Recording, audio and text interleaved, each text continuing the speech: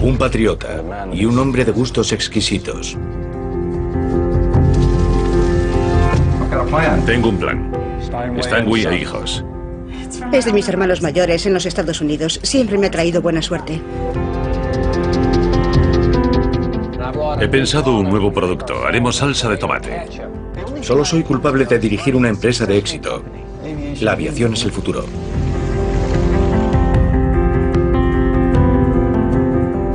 Emprendedores y millonarios.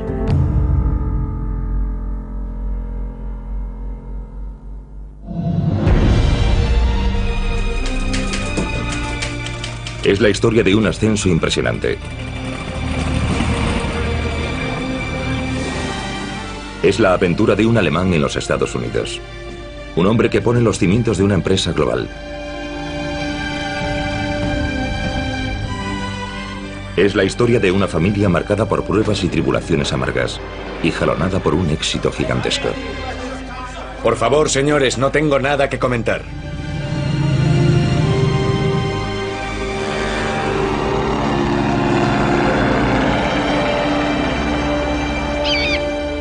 Es el sueño americano hecho realidad. William Edward Boeing, as de los aviones.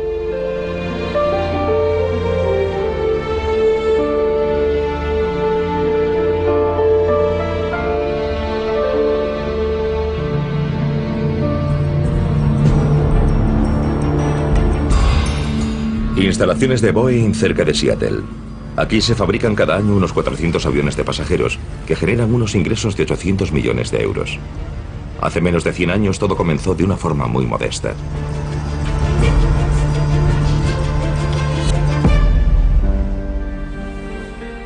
El verano de 1889, el joven Wilhelm Boeing no podía sospechar que un día dirigiría la mayor empresa de aviación del mundo. Para Wilhelm, la vida es como disfrutar del cielo en la tierra. Hace 20 años su padre llegó a los Estados Unidos como un inmigrante alemán y se hizo muy rico en apenas unos años.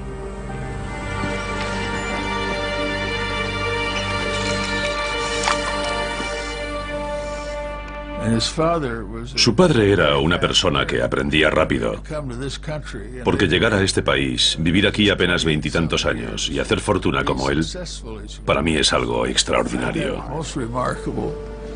Fíjate, tienes que sujetar desde aquí. El hijo admira mucho a su padre durante toda su vida y lo considera un modelo. De repente la catástrofe se cierne sobre este mundo perfecto.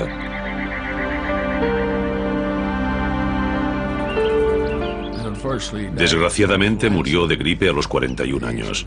Y que su padre muriese tan joven, sin duda, fue muy difícil para la familia.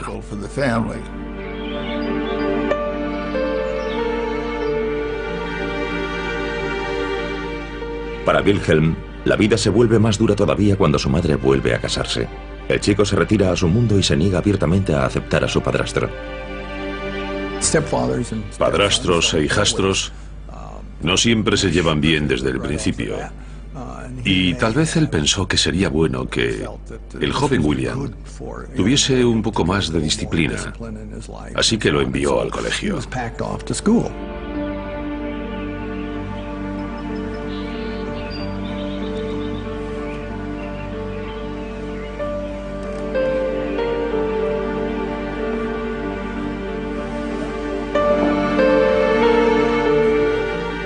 El joven Wilhelm Boeing, que apenas acaba de cumplir los 13 años, está a punto de embarcarse en un viaje hacia lo desconocido. Desde la muerte de su padre hace 5 años, el chico se muestra cada día más solitario. Su nueva familia le considera problemático. Su madre no encuentra otra solución que enviarlo al extranjero, a la lejana Europa.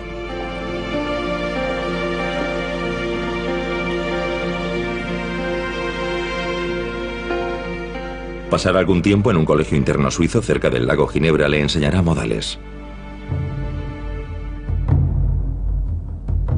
A miles de kilómetros de casa, el pequeño Wilhelm tiene que arreglársela solo.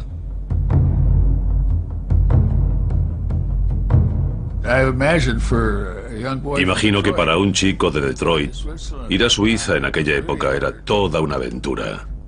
pero aparentemente le fue muy bien.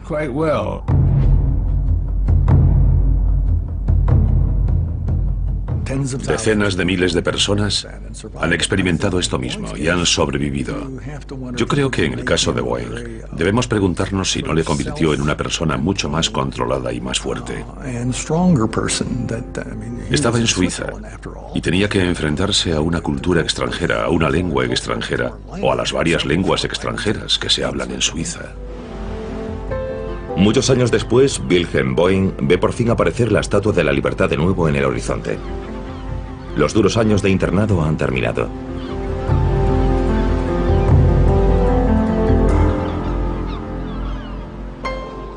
Wilhelm, que se había convertido ya en un joven, disfruta de la vida en la ciudad una temporada. Entonces comienza de nuevo el lado serio de la vida. En casa de su tío Rudy se prepara para ir a la universidad.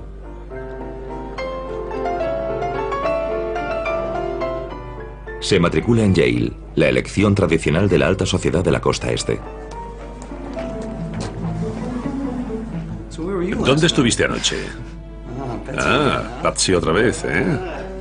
Has acertado. Gracias al inmenso éxito de su padre, Wilhelm es miembro de la clase alta. ¿Me las pagarás? Ahora mismo voy. Nos vemos en clase. En la elitista universidad encuentra un nuevo hogar por el momento. Tras los autoritarios años de soledad del internado de Suiza, Wilhelm tiene algo claro. Es estadounidense. Y cuando firma lo hace como William Boeing, no como su padre, Wilhelm Boeing.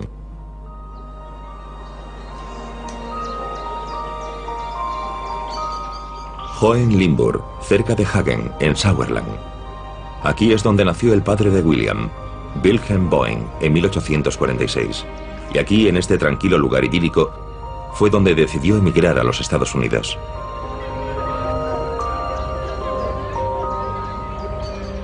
No puede ser la pobreza lo que le impulsa a viajar al extranjero. Después de todo, Wilhelm procede de una familia de buena reputación de mercaderes e industriales.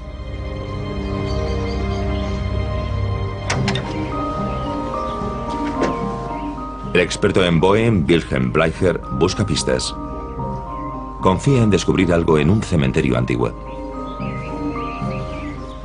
Los Boeing eran innovadores. Fueron líderes de mercado en la industria metalúrgica de Hohenlimburg durante 4 o 5 generaciones.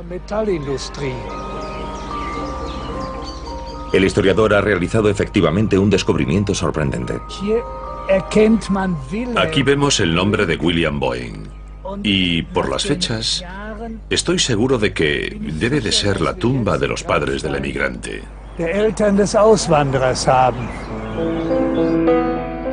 No están de acuerdo con los sueños de su hijo Wilhelm de emigrar. Sus padres se niegan a apoyarle. Su padre no le dio ningún dinero, así que tuvo que buscarlo en otra parte. Y la única persona a la que podría recurrir era su hermana.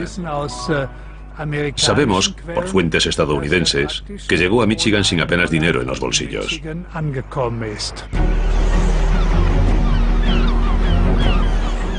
Sigue siendo un misterio por qué Wilhelm Boeing se embarcó en este duro viaje con tan solo 22 años.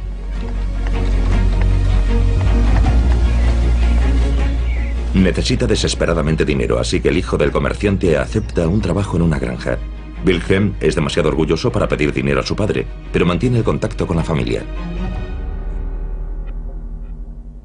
Estas cartas explican que, mientras su padre en Alemania era muy infeliz, a su hijo, que se acababa de marchar, todo le iba muy bien. En esas cartas vemos lo mismo que tenemos hoy, los mismos problemas, que el tiempo era malo, que la caza escaseaba, o que los impuestos eran demasiado altos, pero sonaba como hoy prácticamente. En aquel entonces, Michigan era el dorado para los madereros. Wilhelm, que ahora trabaja en un aserradero, ve una oportunidad.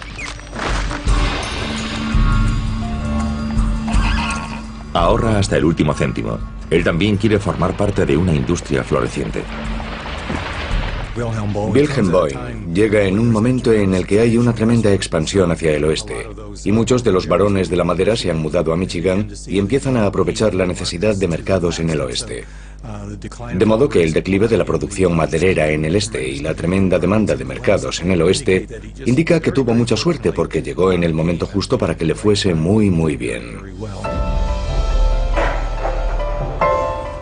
Archivos de la Biblioteca Pública de Detroit. Aquí es donde Jeremy Kilar, experto en la historia de la inmigración en Michigan, espera encontrar algunas respuestas. ¿Cómo era la vida para Wilhelm Boeing en el Nuevo Mundo? En un viejo registro de direcciones de Detroit, se sorprende al encontrar la casa de Boeing. Ya en 1875, tan solo 7 años después de llegar a la ciudad, Wilhelm Boeing vive en una mansión en uno de los mejores barrios. Creo que la educación de Boeing en Alemania sin duda le ayudó cuando llegó a los Estados Unidos. Una de las cosas que le aportó fue probablemente la inteligencia interior para entablar relaciones que serían muy fructíferas. Cada vez que compraba un trozo de madera, aunque no lo conservaba durante mucho tiempo, resulta que lo vendía por el doble. Hoy en este país no se puede hacer eso, pero evidentemente él aprendió el secreto de cómo hacerlo entonces. Wilhelm Boeing es inteligente y no se limita a comprar bosques enteros y a talarlos. También se hace con los derechos sobre sus minerales. Las voladuras de prueba arrojan un descubrimiento sensacional: taconita, un valioso mineral de hierro. Fue un hallazgo de minerales estupendo para aquella época. Y él bautizó a caballos, a perros, de todo, con el nombre de taconita. Era una especie de amuleto de la suerte para él.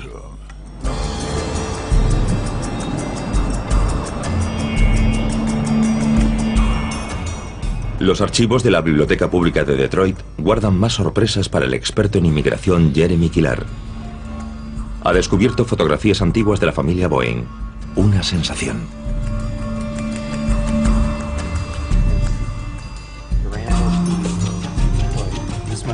Esta tiene que ser una foto tomada en Alemania. Este es el joven Wilhelm Boeing. Es impresionante. Esto nos ayuda enormemente. Un año antes de licenciarse, Wilhelm Jr. abandona la Universidad de Yale. Tiene un plan. Quiere encontrar su taconita. Se embarca en un vapor que le lleva al otro lado del continente, a la costa oeste.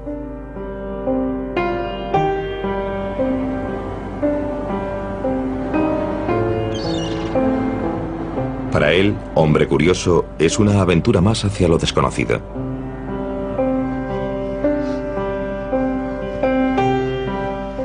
Y le hace recordar sus raíces. Todavía intenta seguir los pasos de su padre, el hombre que murió tan joven y al que echa tanto de menos.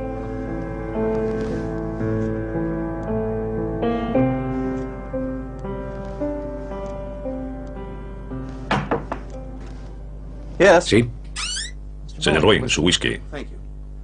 Gracias. ¿A qué hora llegaremos a Grace Harbor? Mañana por la mañana. ¿Desea algo más? No, gracias. Es todo. Que pase una buena velada.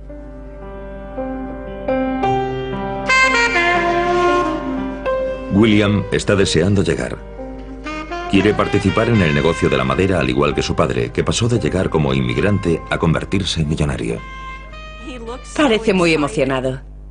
Tenía que ser emocionante, porque si pensamos en el oeste, estamos ante un nuevo mundo valiente, al que se lanzaban a por todas, buscando algo, sonrientes, pensando en las grandes aventuras que les esperaban.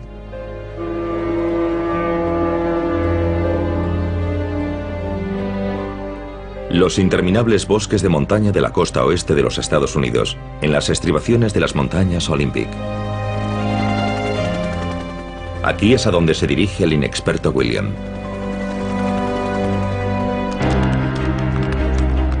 Los tiempos han cambiado desde que su padre hizo fortuna hace 30 años.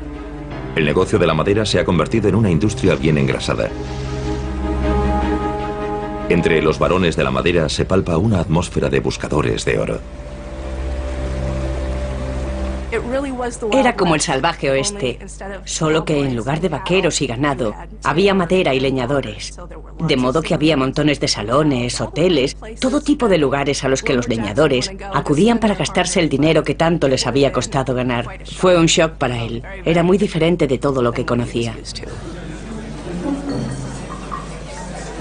En numerosos sentidos, debió de ser muy similar a las experiencias de Wilhelm Boeing en Michigan, cuando llegó siendo un emigrante.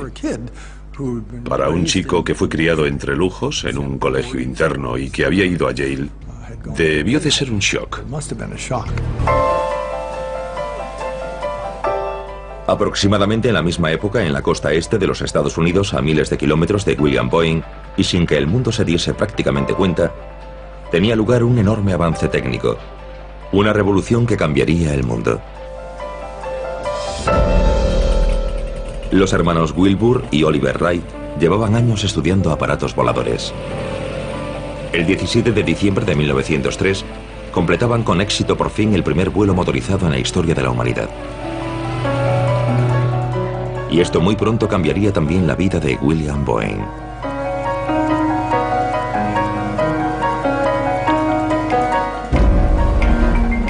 De hecho, en los bosques de la costa oeste, se las arregla para conseguir cosas de las que nadie le creía capaz.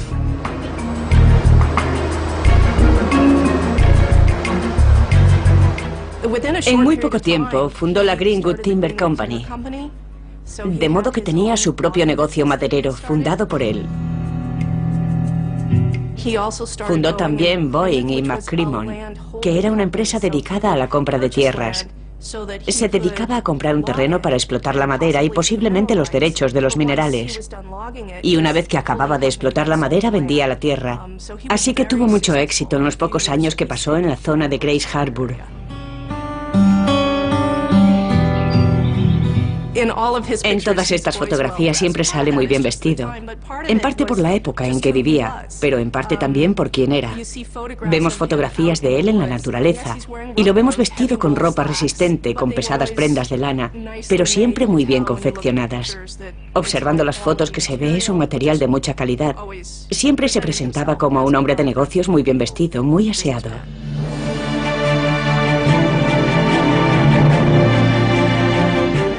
En 1908, William se había cansado de esta vida sencilla entre leñadores.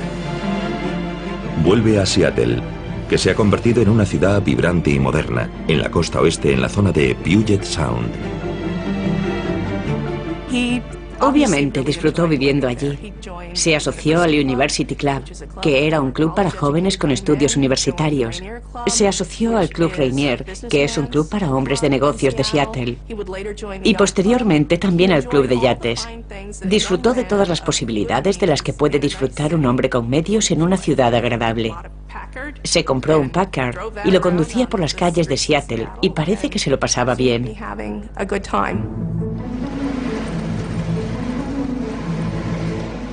Boeing es un soltero rico que lo ha conseguido todo en la vida. Pero su vida estaba a punto de tomar un nuevo rumbo cuando viajó a California para ver el primer espectáculo aéreo de los Estados Unidos.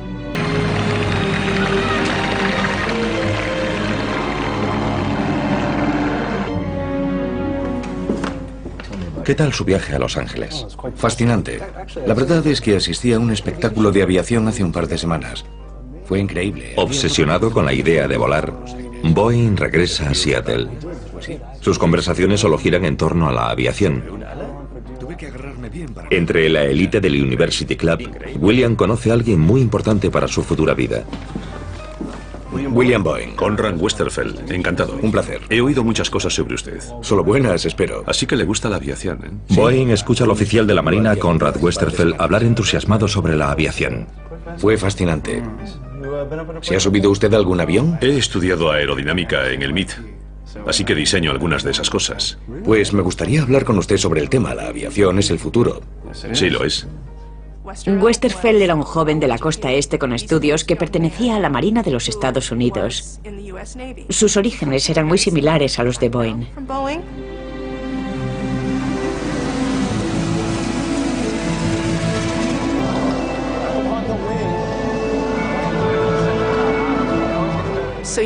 Tenemos a dos jóvenes que están solteros. Tienen bastante dinero. A ambos les interesa la aviación. A ambos... Un pequeño astillero situado a orillas de un río, ideal para fabricar hidroaviones, se convierte en el núcleo de la compañía aérea Boeing. Hoy, casi 100 años después, los ingenieros siguen trabajando para mejorar los aviones. Nuevos diseños, novedosos materiales más ligeros, esos son los retos de Boeing en Seattle. Para poder controlar unos aviones con tanta tecnología, los pilotos tienen que familiarizarse con el aparato en un simulador de vuelo. El entrenamiento y la rutina son básicos en la cabina de un avión moderno.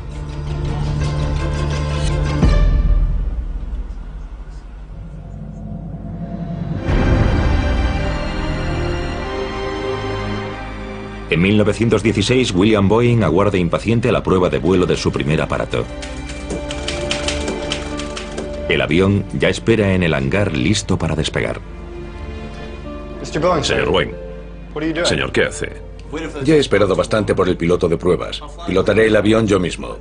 Señor, es demasiado peligroso. Ese avión nunca ha volado. El avión está listo. Alguien tiene que pilotarlo. ¿Por qué no puedo ser yo? El 8 de junio de 1916, William Boeing pide que empujen su nuevo avión hacia el lago. Se sube a la cabina en persona, decidido a llevar a cabo el primer vuelo. Mi padre no tenía mucha experiencia. Había volado un poco en su hidroavión Martin, pero eso era todo. Así que fue toda una decisión subirse a un avión completamente nuevo que habían construido entre Westerfeld y él y despegar.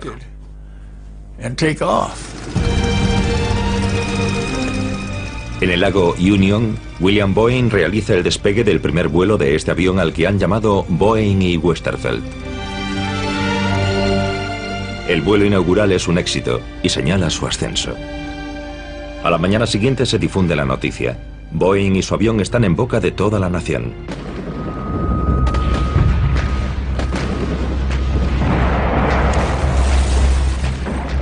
Durante los 2 últimos años, desde 1914, la Primera Guerra Mundial ha causado estragos en Europa.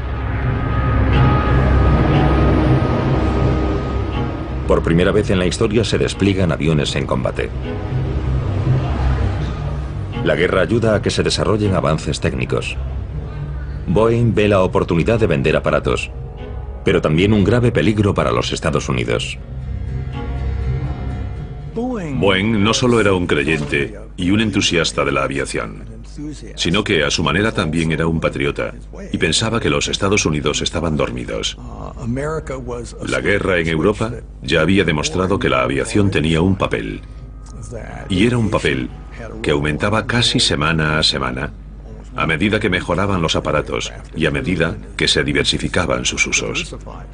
Cuando comenzó la guerra de 1914, el ejército estadounidense tenía 55 aparatos a su disposición. 55. Bélgica tenía una presencia más importante en lo que a aviación militar se refiere en 1914, más que los Estados Unidos. Boeing quiere despertar al ejército con un montaje espectacular. Sobrevoló la ciudad y arrojó bombas falsas, misiles de cartón que llevaban un mensaje escrito que decían: despertad. Tenemos que estar, nuestra aviación tiene que estar preparada, somos vulnerables. Y según cuenta la historia, uno de los lugares en los que los arrojó fue en un partido de fútbol entre la Universidad de Washington y la Universidad de California.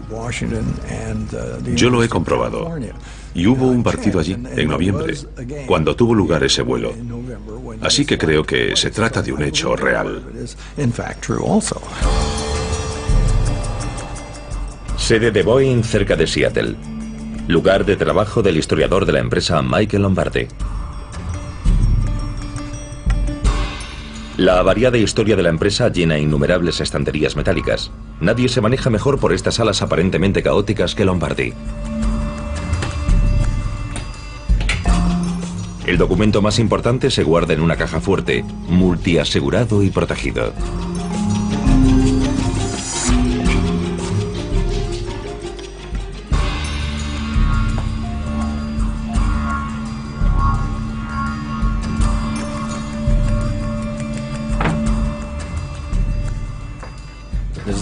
Este es el documento que Bill Boeing redactó cuando decidió fundar la empresa. Es un documento maravilloso si queremos constatar la genialidad y la visión de Bill Boeing. Hay que tener en cuenta que en aquel momento el avión en los Estados Unidos era una simple curiosidad. Nadie le veía uso alguno. Pero Bill Boeing, en los artículos que incorporó, puso por escrito en qué tenía que convertirse este negocio. Y hay cosas increíbles, como que debería haber aeropuertos, e ideas que eran completamente inauditas en la época, como que la gente volaría habitualmente en los aviones y los utilizaría para viajar. Muestra su genialidad y su visión. Debido a la guerra en Europa, el amigo más íntimo de William Boeing, Conrad Westerfeld, es llamado al ministerio en Washington, D.C. Antes de marcharse, Westerfeld cuenta a William Boeing otra noticia decisiva.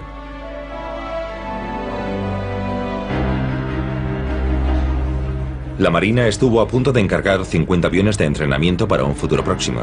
Se usarían para preparar a los pilotos para la guerra aérea en Europa. Como consecuencia, Boeing construye 2 nuevos tipos de aviones en su pequeño taller en un muy corto espacio de tiempo. Boeing desea fervientemente conseguir el contrato. Todas sus esperanzas recaen en un nuevo avión. Los aviones están listos para ser enviados a Florida, donde serán presentados a la Marina. Boeing convoca a su mejor piloto de pruebas a una reunión privada. Tengo 2 modelos C preparados para llevarlos a Pensacola, Florida. Quiero que los pilotes. Soy su hombre, señor. Puedo hacerlo. Sé que sí, pero debo decirte que esto podría ser todo un reto. Tengo muchas horas de vuelo en esos modelos. Sé lo que me hago. Sé que sí, por eso te di el trabajo. Pero esto será completamente diferente de lo que has estado haciendo en Seattle. Hay olas diferentes, hay un viento diferente, condiciones meteorológicas. Y volarás contra los mejores del país. Y se trata de un contrato para el gobierno, 50 aviones. 50 aviones. Y si consigues este contrato, el futuro de la compañía será muy, muy prometedor. No sé cómo expresarte lo importante que es esto. Hablamos del futuro de la compañía y tú eres el hombre que llevará a cabo el cambio. Puedo hacerlo, señor. Soy su hombre. No quiero que se preocupe por nada. Muy bien, pues por los futuros negocios y por los éxitos futuros. De acuerdo.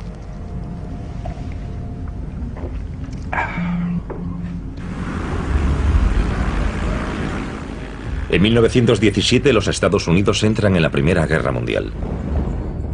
Se necesitan pilotos y aviones para la guerra que se libra al otro lado del Atlántico. En el hangar de Boeing en Seattle se palpa una calma tensa.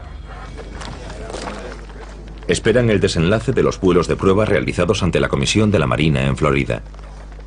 Caballeros, he recibido noticias de Pensacola. Dicen que el modelo C es excelente. Hemos conseguido el encargo. Estamos en el negocio. Bien. Así que tenemos que fabricar 50 aviones en un corto espacio de tiempo. Cuento con todos y cada uno de vosotros, así que volved al trabajo. Boeing consiguió un contrato para hacer 50 aparatos de entrenamiento para la Marina. Fue nuestro primer contrato con el gobierno y la primera orden de trabajo que recibió Boeing. Así que este fue realmente el comienzo de la compañía. El hijo de un inmigrante alemán consigue uno de los contratos más deseados para fabricar aviones que se usarán en la guerra contra Alemania. A veces la gente de Boeing trabaja en 3 turnos. Tienen que terminar el pedido a toda costa.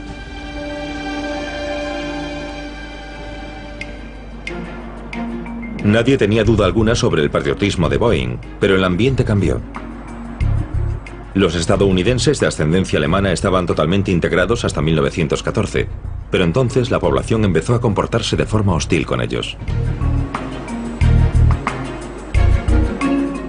También en Detroit, donde vivía el padre de Boeing, se producen demostraciones antialemanas. La presión no se nota realmente hasta el siglo XX, y especialmente la presión que emana de la Primera Guerra Mundial. Entonces vemos que los alemanes empiezan a acortar sus apellidos, y muchos periódicos alemanes desaparecen. Las sociedades de canto alemanas desaparecen, y el idioma alemán, como lengua escolar, se prohíbe en muchas ciudades de los Estados Unidos, y especialmente de Michigan.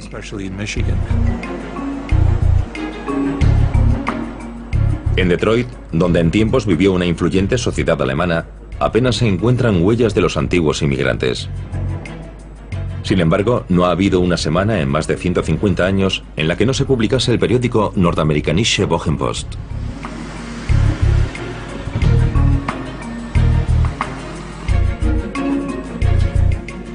Hoy, el periódico parece una reliquia del pasado. Fundado por inmigrantes alemanes como portavoz de la cultura alemana, el periódico se ha convertido en algo similar a un coche clásico al que se prestan muchos cuidados. Das gemacht gerade fertig. Okay, jetzt muss man sehen, ob ich das hier irgendwie auf die Reihe kriege. Los jóvenes que vienen hoy aquí, a veces durante apenas unos años, no están especialmente interesados en nosotros, porque lo tienen todo en Internet.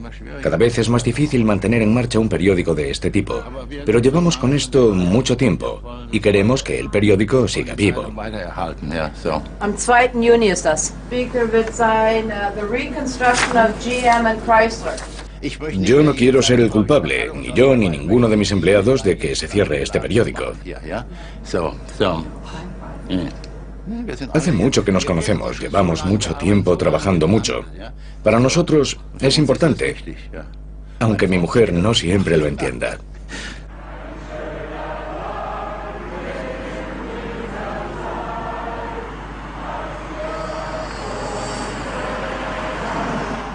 Solo en la década de los 30, mucho después de la Primera Guerra Mundial, los descendientes de los alemanes se atrevieron a salir de su escondite y a recuperar sus tradiciones. Poco a poco surgió un nuevo tipo de clubes.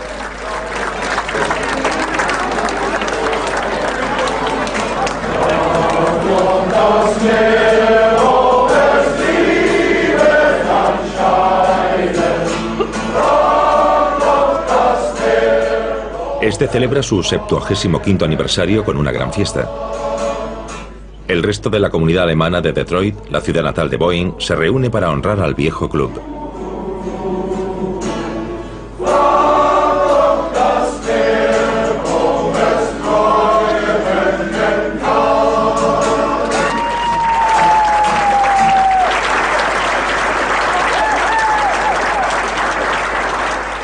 Se vuelven a cantar las canciones alemanas, por ejemplo en el coro masculino suavo de Detroit.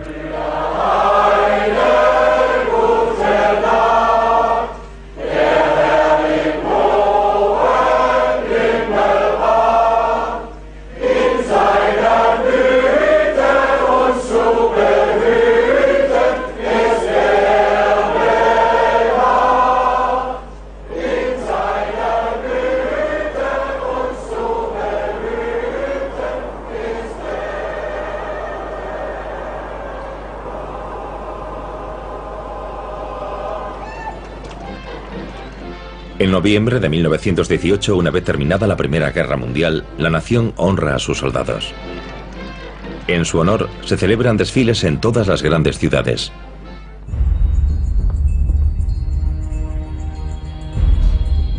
Al igual que todos los estadounidenses, William Boeing se siente aliviado de que la matanza en los campos de Europa haya terminado. Pero también está nervioso. Seguramente en tiempos de paz no habrá más contratos de defensa. Boeing sufrió al final de la Primera Guerra Mundial, como todos los fabricantes de aviones. Era una industria que no había existido de manera significativa antes de la guerra. De repente, había cobrado vida debido a las necesidades de la guerra. Boeing tuvo que prescindir inmediatamente de personal. Las mayores preocupaciones de Boeing se hicieron realidad y los contratos lucrativos dejaron de llegar. ¿Cómo conseguiría evitar que su compañía se hundiese? Boeing, que había entrado en el negocio de la aviación con tanta pasión, de repente se enfrentaba a enormes dificultades financieras.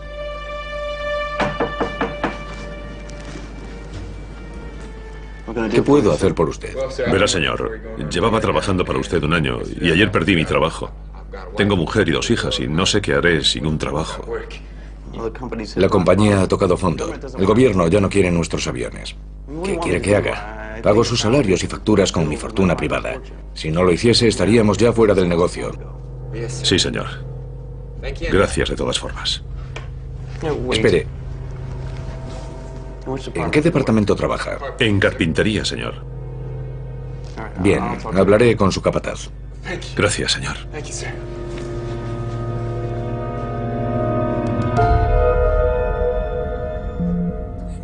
Sabía que el negocio repuntaría en el futuro, así que quería conservar a su gente. Porque debemos recordar que se trataba de obreros muy especializados, carpinteros, costureras y los ingenieros que él había contratado. Estas personas habían sido difíciles de encontrar y sería muy difícil volver a encontrarlas de nuevo. Boeing tenía 2 opciones. Podía rendirse y decir simplemente, bueno, fue divertido, pero ahora quiero hacer otra cosa. O podía seguir poniendo dinero de su propio bolsillo. De los 370 obreros que tenía, Boeing solo puede conservar a 30. Pone $90.000 de su dinero personal en un negocio herido. Y después otros 300.000. William Boeing tiene que pensar algo. Si la gente ya no quiere comprar aviones, tal vez quiera otra cosa. Tenía carpinteros y le encantaban los barcos. Así que intentó hacer barcos, no solo muebles. Hagamos barcos. Y fabricaron unos buenos, muy buenos, a los que llamaron trineos marinos, que alcanzaban velocidades muy altas, de 40 nudos e incluso más. Por supuesto, estos barcos veloces están equipados con motores de avión y en las pruebas navegan a toda velocidad por las aguas de Seattle con un ruido ensordecedor. Construyen como una docena y venden 3, hasta que llega la prohibición. Y de repente, aunque no sabemos si esto es cierto o no, resulta que venden todos los demás en efectivo. Casi de la noche a la mañana el resto de los trineos marinos desaparecen. De modo que se ha deducido que alguien vio su valor como barcos para el contrabando, para remontar desde Puget Sound hasta Canadá, donde no había prohibición. Así que Boeing contribuyó a la carrera como contrabandista de mucha gente de la zona, pero eran barcos muy buenos. Boeing va evitando que su empresa se hunda, aceptando hasta los contratos más insignificantes. Espera que lleguen mejores tiempos para su negocio de aviación. Se le acercó un trabajador que quería saber si lo conseguirían o no. Y creo que mi padre le dijo: vivimos el presente, nunca miramos atrás. Y vivieron el presente y nunca tuvieron que mirar atrás. Buenos días, Eddie. Buenos días, señor Boeing. ¿Todo listo? El modelo C está listo para despegar, con combustible y revisado. ¿A dónde volaremos? A Vancouver. ¿A dónde? ¿En serio? ¿Qué haremos allí? Recoger correo. Hay muchas tormentas en la zona. En esta época del año el tiempo no nos ayudará mucho. Volaremos por aquí. Remontaremos la costa y llegaremos a Vancouver enseguida. Sí, señor. Vamos allá.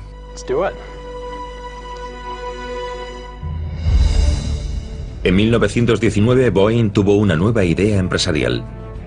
Los aviones podían acelerar el reparto postal y hacerlo más eficiente. Boeing ve una nueva oportunidad para su joven empresa. Planea un vuelo directo cruzando la frontera canadiense hasta Vancouver.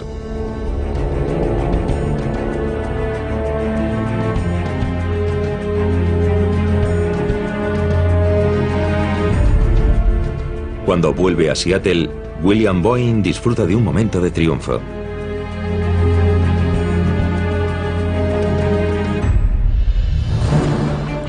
La gente sigue admirándole hoy en día por esta hazaña pionera. El piloto aficionado y nostálgico Addison Pemberton es un apasionado desde su juventud de los comienzos de la aviación postal.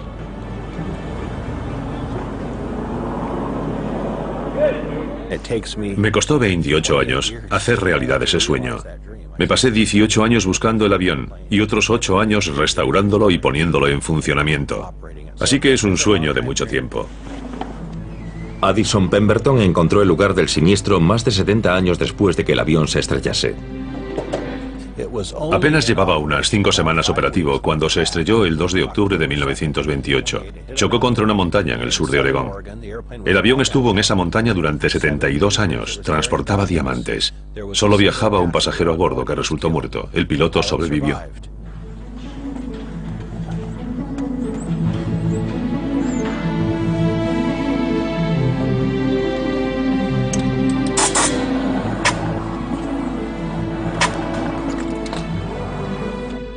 No fue descubierto hasta la década de 1990 y llegó a Spokane en el año 2000 para ser restaurado. Los escalones desde los que subo el aparato y algunos de los controles de la cabina son originales. Son cosas que el piloto tocó el día del accidente. Estoy resucitando la historia, eso es lo que creo. Me encanta sentir y experimentar lo que los pioneros del correo, lo que estos pioneros de la aviación comercial experimentaron, y tengo la posibilidad de hacerlo.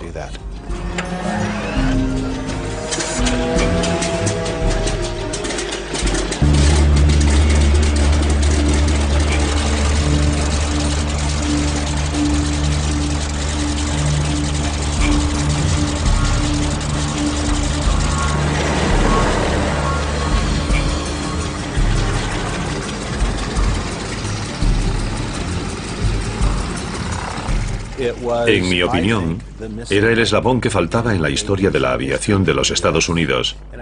Y a mí me gustan los aparatos antiguos por su carácter único. El reto de pilotar estos aviones es único.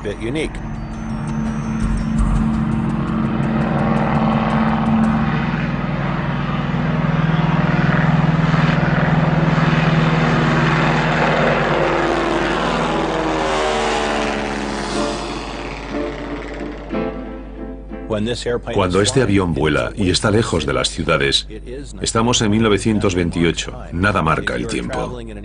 Si viajas en un coche antiguo, tienes que recorrer carreteras modernas. Si viajas en un avión antiguo y estás lejos de la civilización, es exactamente como era, de modo que es una máquina del tiempo realmente extraordinaria.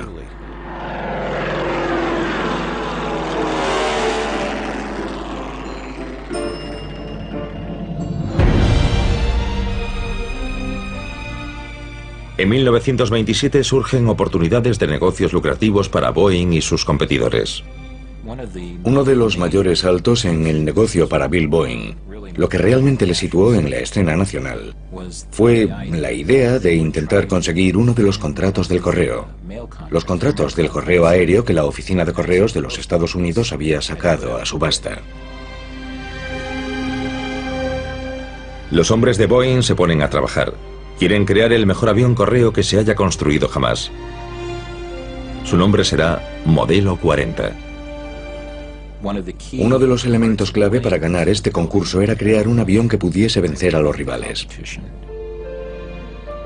El Modelo 40 se convierte en un avión innovador para envidia de los rivales de Boeing. El avión venció a sus rivales y fue vital para el éxito del señor Boeing y para que obtuviese este contrato, el contrato más importante, que implicaba trasladar el correo desde San Francisco hasta Chicago. Fue un momento de triunfo y revolución. Era un nuevo concepto de la aviación, de unir a los pasajeros, el correo y demás en un todo. Era la primera vez en este país que los pasajeros, la carga y el correo recorrían una ruta. Esta ruta tenía 3.200 kilómetros de longitud e iba desde San Francisco hasta Chicago.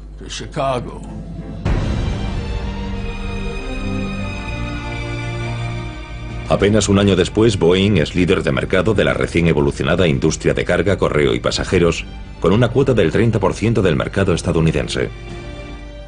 La compañía aérea Boeing había tenido algún éxito construyendo aviones militares, pero nada en el aspecto comercial.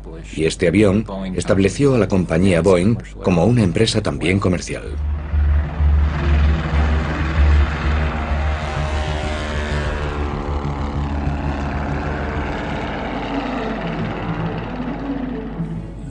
La regla era que el correo iba primero. De modo que si había más correo, los pasajeros se quedaban en tierra. Pero el transporte de pasajeros era realmente lo que lo hacía beneficioso, incluso el primer año. Y eso es muy inusual cuando empiezas algo nuevo como esto, tener éxito el primer año.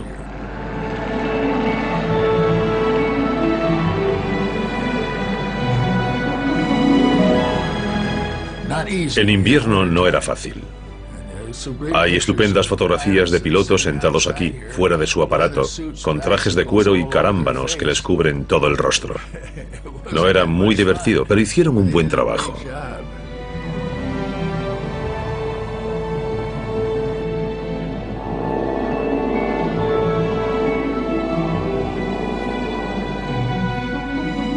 Y entonces, la vida privada de William Boeing también sufre un giro afortunado. Berta Paschal se cruza en su camino. Poco después se casan. A partir de ese momento, ella casi nunca se apartará de su lado. Y William hace al amor de su vida un regalo, el Taconite. Un yate bautizado con el nombre del mineral de hierro que su padre encontró en el pasado y que proporcionó riqueza a la familia. Pero este vuelo de éxito se ve alterado por el Viernes Negro. Miles de personas pierden sus empleos y ahorros en la crisis económica. Y la opinión pública se vuelve en contra de Boeing y las bollantes empresas de correo aéreo. Cuando se produjo la depresión, en algunos de sus días más oscuros, la industria de la aviación iba bastante bien a pesar de ello. Y esto, por supuesto, llamó la atención de los políticos de Washington. En febrero de 1934, William Boeing es citado por un comité de investigación. Señor Boeing, ¿es cierto que en 1916 fundó usted la compañía aérea Boeing en Seattle, Washington? Sí, señor, es correcto. ¿Y en 1927 tenía usted un contrato? Boeing es acusado de conseguir el contrato del correo aéreo gracias a acuerdos secretos. El gobierno cancela todos los contratos. En el futuro quieren nacionalizar las rutas. Señor Boeing, ¿qué tiene que decir? Boeing intenta desesperadamente refutar las acusaciones. Una revista de actualidad menciona la palabra Inquisición. Señor, yo no creé un monopolio ni engañé a nadie. Simplemente tuve la visión de apostar con cautela y soportar las pérdidas los primeros años con el largo plazo en mente. De lo único de lo que soy culpable es de dirigir una empresa de éxito. Eso es todo. Fueron unas vistas muy injustas. No les interesaban los hechos. Les interesaban más las conclusiones a las que ya habían llegado antes incluso de comenzar el proceso. Así que básicamente fue una vendetta política. Señor Boeing, por favor. Señor Boeing, señor. Lo siento mucho, William señores. Boeing tenía una visión. Ahora lamenta profundamente haberse metido en la aviación. Así de heridos están sus sentimientos. Señor Boeing, una declaración, por favor. Todas las acusaciones se retiraron, pero quedó la idea general de cómo le habían tratado.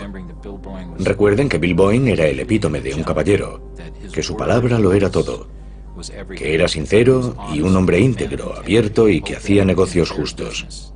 Todas estas eran las cosas en las que él creía, y que cuestionasen todo eso fue una afrenta para él. Le afectó profundamente, así que vendió todas sus acciones y se retiró a su vida privada. William Boeing, que había fundado la compañía de aviación Boeing 18 años antes de eso y la había convertido en un negocio floreciente, está amargado y se retira de la compañía. Pasa mucho tiempo con Berta en el Taconite, frente a la costa canadiense. Si repasamos los diarios de a bordo, vemos que pasaron un montón de tiempo pescando en esas zonas. Así que era como su casa, e invitaban a amigos a que les acompañasen. Me imagino que no sería muy diferente de cuando la gente se va a su casa de campo con la familia y se queda a pasar todo el verano.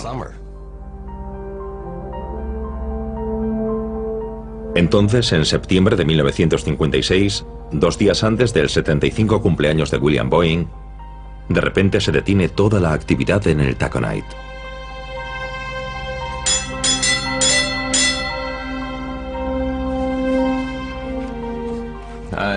He buscado la entrada del diario del piloto del yate correspondiente al 28 de septiembre de 1956. Con sincero pesar, registro la muerte del propietario, el señor William E. Boeing, a las 13:08 víctima de una trombosis aguda. Firmado Perth McIntyre, capitán.